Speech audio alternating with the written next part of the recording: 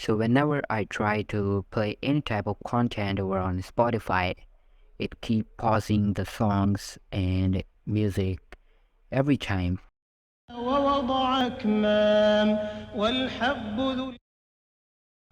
Like after 20 to 30 seconds, the song will be paused every time. So in this video, I'm gonna tell you how you can fix that.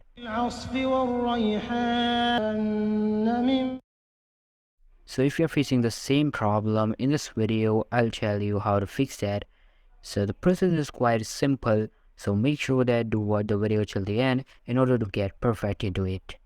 The easiest way to get rid of this problem is to go over to your Discord, and from here go to your profile settings and then head to connections, and over there just remove your Spotify connection from your Discord,